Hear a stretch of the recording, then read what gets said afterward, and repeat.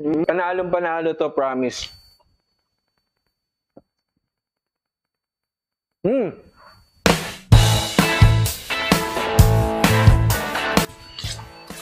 Magluluto tayo ngayon ng chicken cordon bleu. Okay? Pero ibang style ang gagawin natin. Hindi kasi ako mahilig sa breast part ng chicken. So instead of breast, ang gagamitin natin ngayon is thigh part. Ayan, legs. Then, instead of ham, ang gagamitin ko ngayon ay bacon. Ang gamit natin ngayon, Pure Foods bacon. Okay? So first na gagawin natin, magde-debone tayo ng chicken. Tanggalin natin yung puwet. Cut into half. Yung isa ulit. Tanggalin natin yung puwet. Cut into half. Tapos, debone natin.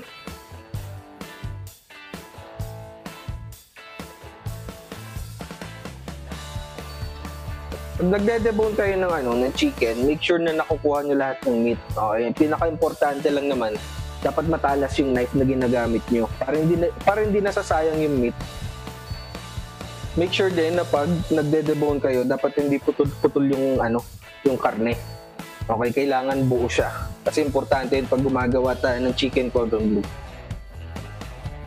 Actually, hindi talaga ako fan ng chicken cordon bleu.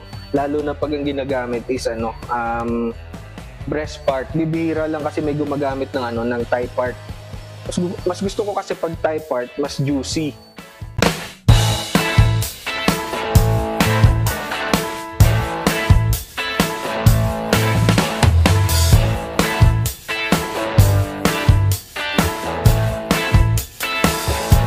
Okay, so okay na yung deboned chicken natin. Ayan. Kita nyo, buo yung meat. Ayan, o. Diba? Hindi siya putol-putol, hindi siya hiwa-hiwa. Buo siya. Kasi importante na buo yung meat natin. Importante na intact yung meat natin para mamaya pag nag-roll tayo, hindi putol-putol yung karne. Kasi pwede mangyari, kumakalas-kalas yung meat. Okay? Next naman na gagawin natin, meron tayong shrimps. Okay, ito yung magpapa-special ng chicken cordon bleu natin. Okay, so ipipil natin itong mga shrimps. Tatanggalan natin ng ulo. Part ng buntot lang ang gagamitin natin.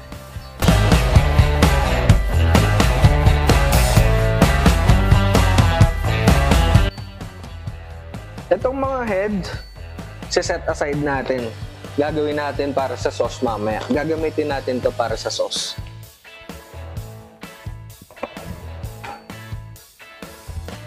So, pipil lang natin tong shrimps natin.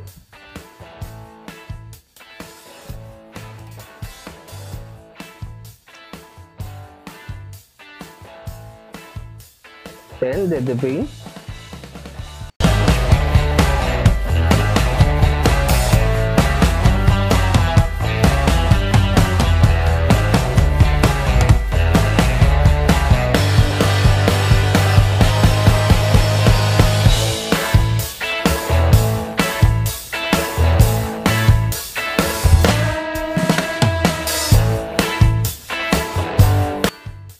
Okay guys, so after natin na ma-peel tsaka ma-deveined yung shrimps natin,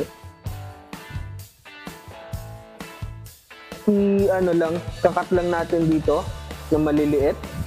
Okay? Para pag niluto siya, hindi siya yung mag-shrink tapos maghuhugis parang siya, 'di ba? Nagle-letter C. Okay. So ikakat natin siya. Yan, para pag ginawa nating filling dun sa chicken cordon bleu natin, hindi siya mag-shrink. Straight pa rin yung niya. Straight pa rin yung shape niya.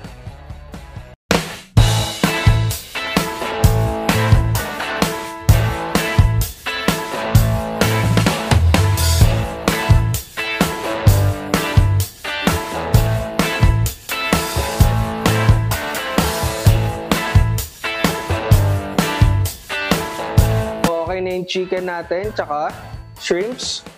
Okay. Yung head and shell nung shrimps natin, set aside natin. Ganun din yung bones ng chicken, set aside din natin. Magagamit natin yon para sa sauce natin. Okay, so next, Pure Foods bacon.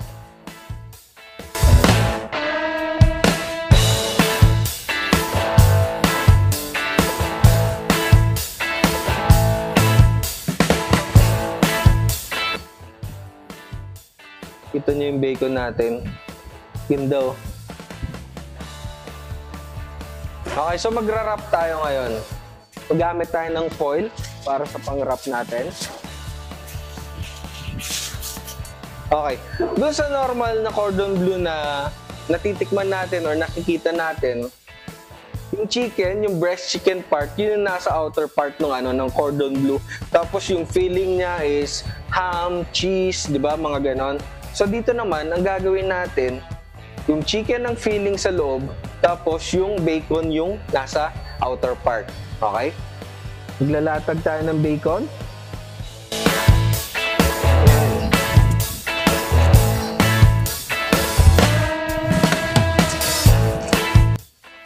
And then, isang thigh part, boneless. And then, shrimps.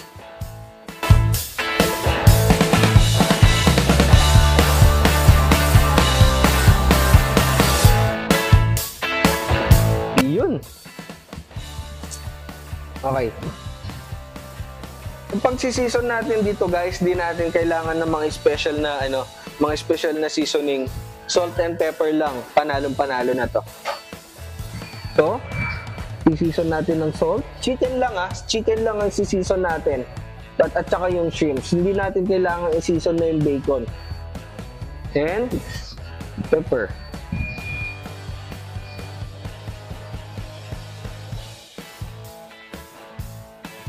So, i-roll na natin. Unang roll. Hindi kailangan umikot yung itong foil sa bacon. Okay. Tuck in natin siya. Tapos, roll ulit. And then, tuck ulit. Yan. Then, roll ulit. Tapos, tuck ulit.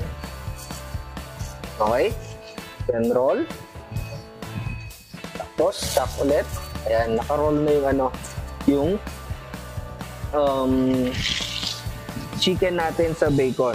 Okay. Well, pag naka-roll na lahat yung bacon natin, saka natin ikutin ngayon yung foil natin. Okay. Then, unti-unting hinihigpitan natin sa magkabilang side. Okay. Para nako-compress yung chicken natin saka yung bacon.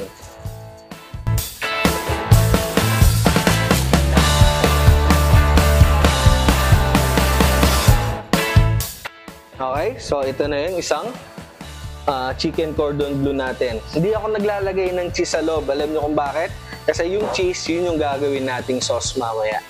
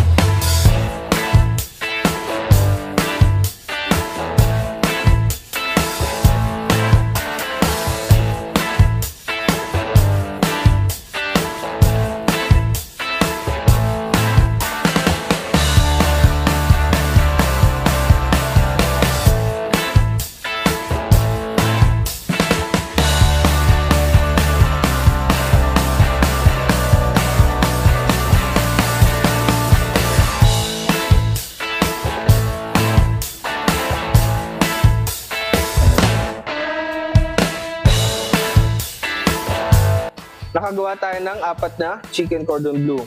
Okay, next na gagawin natin is mag-i-steam tayo. Okay, kaya gusto ko siya nai-steam kasi ang gamit natin is quarter leg. Okay, so hindi siya tulad ng type ng breast part, mas madaling maluto. Ito kasi leg part yung ginamit natin, mas matagal dapat yung cooking time niya. Ang mangyayari kasi pag dinerecho natin sa deep fryer, lutong-luto na yung bacon natin, hindi pa luto yung thigh part natin. Okay, so the best na gagawin dito is i-steam muna natin, then tsaka tayo magbe-breading, tsaka tayo magpa-fry. Okay? Okay guys, so mag-i-steam tayo. Pag boiling start yung steam natin, i-steam natin siya ng 30 to 45 minutes, okay? So, sabay na natin.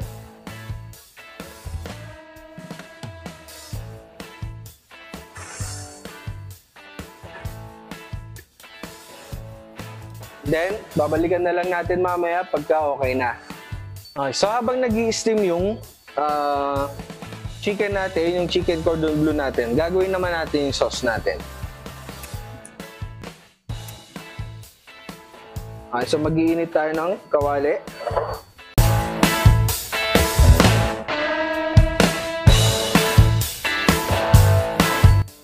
Tapos, onion.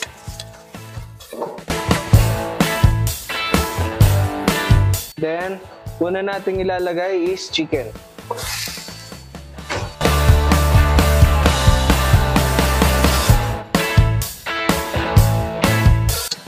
So, pag medyo nag-brown na yung chicken natin, sunod naman nating ilalagay is shrimps.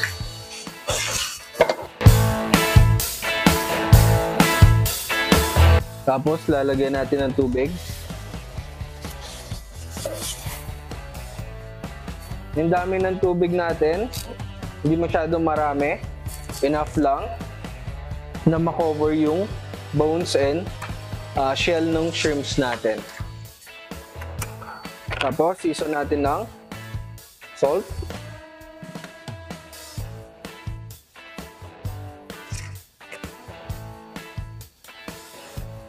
And pepper. And so, papakuluan lang natin and then down to simmer. Tapos, si-simmer lang natin siya hanggang sa ma-reduce siya ng ma-reduce hanggang yung parang pinakakatas lang yung makukuha natin. Okay?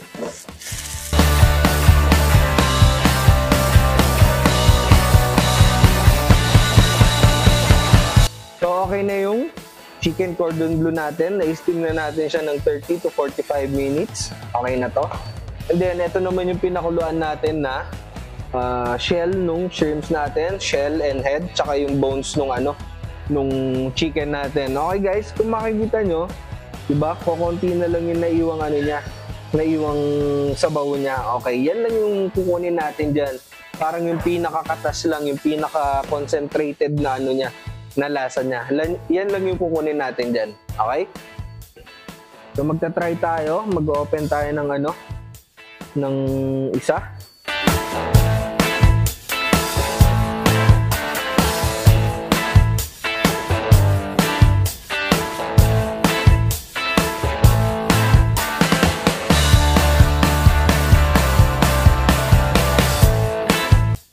Yan.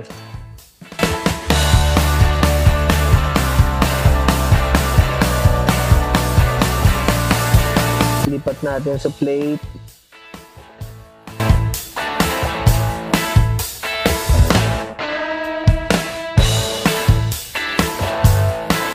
Buksan na natin lahat.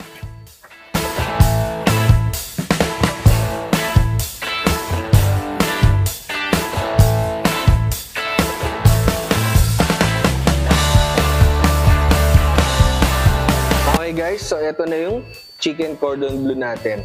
Kita nyo, balot na balot yung chicken natin sa bacon, di ba? Di pa to tapos. Ang gagawin naman natin dito, ang next step natin, be-breadings natin, tsaka natin ipiprito. Okay?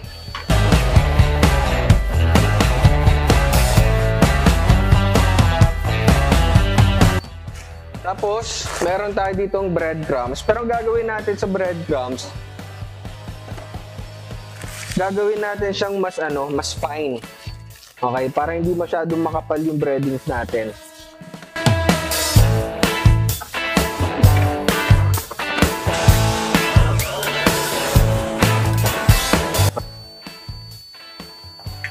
So yan guys, kita nyo, mas fine yung breadcrumbs natin. Diba? Yan.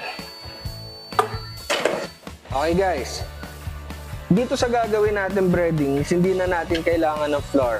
Kasi yung ginagawa ng iba, flour muna, tapos egg, tsaka breadcrumbs. Itong gagawin naman natin, kasi ayoko masyadong maapektuhan yung lasa ng bacon. Kasi pag kinoat natin siya ng flour, tapos may egg pa, tapos may breadcrumbs pa, medyo nababawasan yung lasa ng bacon natin. So gusto kong ma-maintain kasi nandun dapat yung lasa ng bacon natin eh. Yung pagka-juicy ng bacon natin, tsaka yung flavor niya. So hindi na ako maglalagay ng flour. Okay, so direct tayo sa egg. Yan. Roll natin sa egg. Okay. And then breadcrumbs.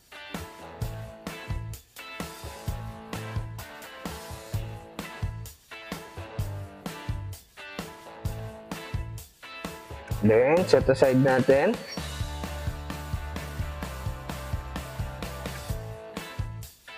Next. Ganun ulit.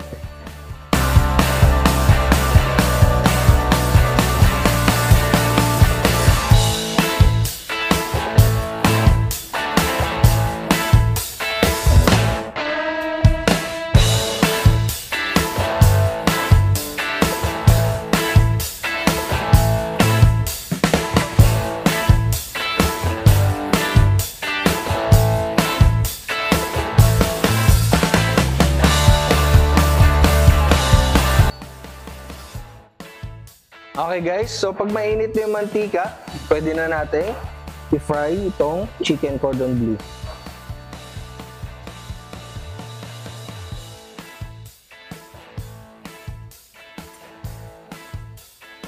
Okay, pag nagpiprito tayo, hindi na natin kailangan dito ng super tagal sa prito guys, okay? Kasi naluto na natin to dati, na-steam na natin to dati. So, ang aabulin na lang natin dito is hanggang mag-golden brown siya.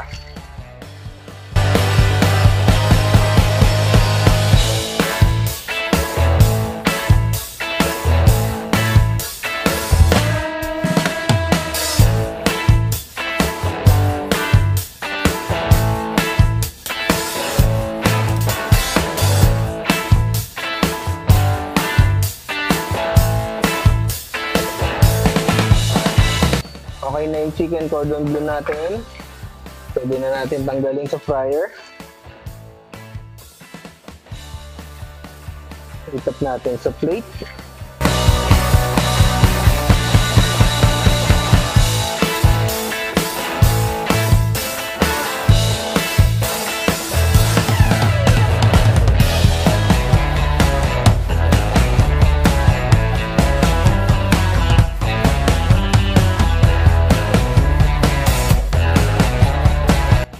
Okay guys, so ito na yung chicken cordon bleu natin.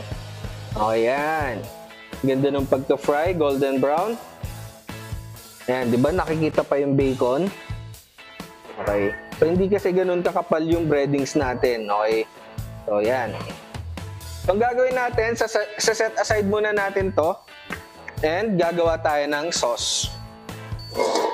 Mainit na kawali, may konting mantika. And then, onion.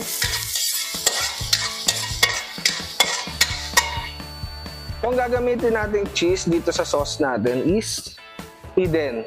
And Eden melt syrup. Kailangan yung cheese na gagamitin natin is yung nagbe-melt. Meron kasi yung mga ibang cheese na kahit lutuin mo sa heat, hindi siya nagme-melt. Kailangan ito yung bilhin natin, yung nagme-melt na cheese, okay?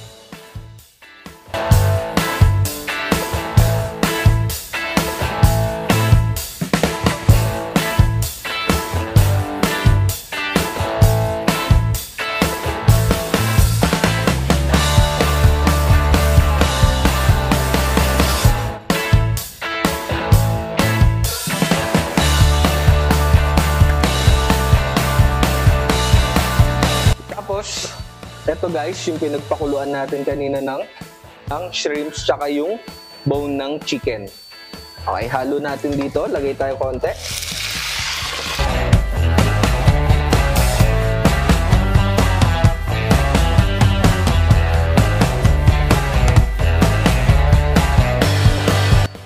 And then, maglalagay tayo ng konting milk.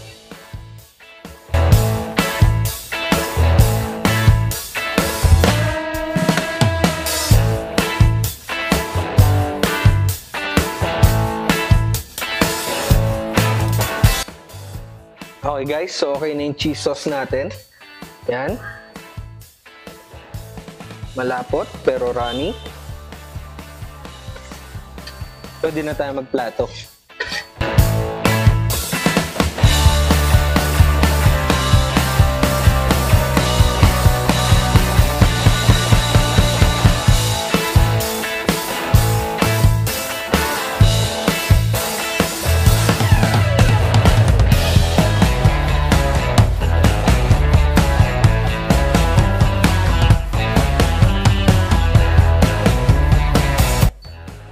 Check nyo guys, oh. Juicy niya, di ba?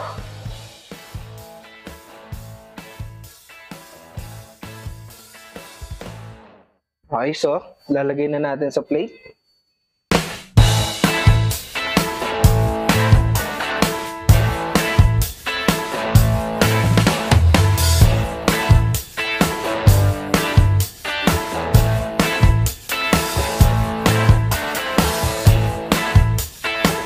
Okay guys, tapos na tayo sa ating chicken cordon bleu.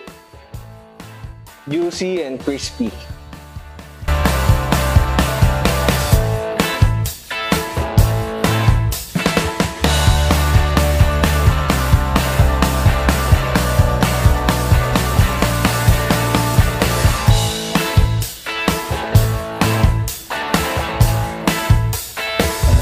Try na natin. Cheese sauce.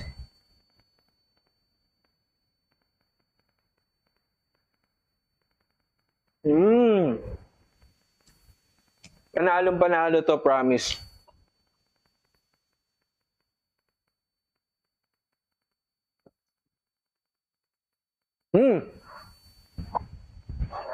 Champion to. Hindi ako mahilig sa chicken cordon bleu. Pero tong recipe na to, panalo. Lagi ako mapapaluto na ito. Promise, panalo to.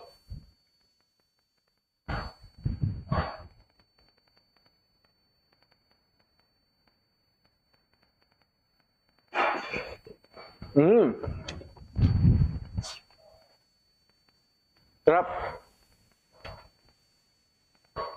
Bagay na bagay yung yung thigh part dun sa bacon, tapos shrimps, plus yung cheese sauce natin.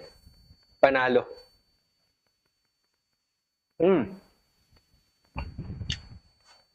Sarap.